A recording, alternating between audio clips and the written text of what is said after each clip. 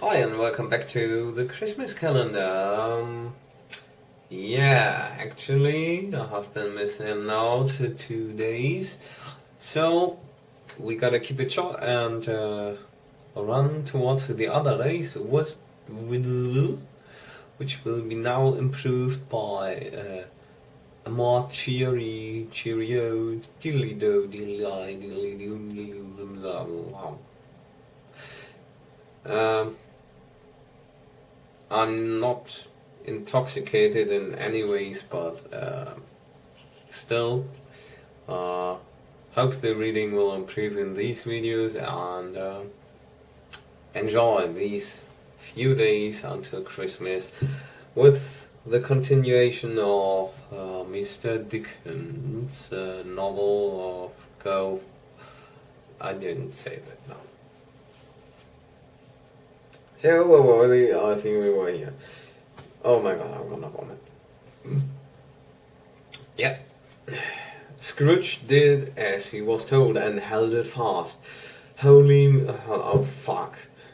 Holly, mistletoe, raspberries, ivy, turkeys, geese, game, poultry, brawn, meat, pigs, sausages, oysters, pies, puddings, fruit, and punch all vanished instantly. So did the room, the fire, the ruddy glow, the hour of night, and they stood in the city streets on Christmas morning, where, for the weather was severe, the people made a rough but brisk and not unpleasant kind of music, and scraping the snow from the pavement in front of their dwellings and from the tops of their houses, whence it was mad delight to the boys to see it come plumping down into the road below, and splitting into artificial little snowstorms. The house fronts looked black enough, and the windows blacker, contrasting with a smooth white sheet of snow upon the roofs and with the dirtier snow upon the ground, which last deposit had been ploughed up in deep furrows by the heavy wheels of carts and wagons, furrows that crossed and recrossed each other hundreds of times, where the great streets branched off and made intricate channels, hard to trace in the thick yellow mud and icy water. The sky was gloomy, and the shortest streets were choked up with a dingy mist, half thawed, half frozen, whose heavier particles descended in a shower of sooty atoms, as if all the chimneys in Great Britain had, by one constant, caught fire, and were blazing away to their dear hearts' content.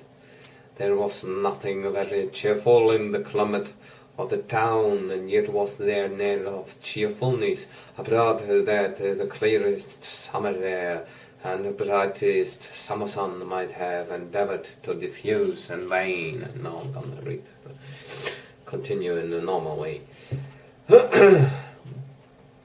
For the people who were shoveling away on the housetops were jovial and full of glee, calling out to one another from the parapets, and now and then exchanging a facetious snowball, better-natured missile far than many a wordy jest, laughing heartily if it went right, and not less heartily if it went wrong. The poulterers' shops were still half open, and the fruiterers were radiant in their glory. Oh, yeah. There were great, round, pot-bellied baskets of chestnuts, shaped like the waistcoats of jolly old gentlemen, lolling at the door, and tumbling out into the street in their apoplectic opulence. There were ruddy, brown-faced, broad-girthed Spanish onions, shining in the fatness of their growth like Spanish friars, and winking from their shells in wanton slyness at the girls as they went by, and glanced demurely at the hung-up mistletoe. There were pears and apples clustered high in blooming pyramids. There were bunches of grapes made in the shopkeeper's benevolence to dangle from conspicuous hooks, that people's mouths might water gratis as they passed. There were piles of filberts, mossy and brown, recalling in the fragrance, ancient walks among the woods, and pleasant shufflings ankle-deep through withered leaves. There were Norfolk biffins, squab and swarthy, setting off the yellow of the oranges and lemons, and in the great compactness of their juicy persons, urgently entreating and beseeching to be carried home in paper bags and eaten after dinner. The very gold and silver fish set forth among these choice fruits in a bowl, though members of a dull and stagnant-blooded race, appeared to know that there was something going on, and to a fish went gasping round their little world in slow and passionless excitement. The grocers, nearly closed, with perhaps 2 shutters down, or 1. But through those gaps, such glimpses, it was not alone that the scales descending on the counter made a merry sound, or that the twine and roller parted company so briskly, or that the canisters were rattled up and down like juggling tricks, or even that the blended scents of tea and coffee were so grateful to the nose, or even that the raisins were so plentiful and rare, the almonds so extremely white, the sticks of cinnamon so long and straight, with the other spices so delicious, the candied fruit so caked and spotted with molten sugar as to make the coldest lookers-on feel faint and subsequently bilious. Nor was it that the figs were moist and pulpy, or that the French plums blushed in modest tartness from their highly decorated boxes, or that everything was good to eat and in its Christmas dress.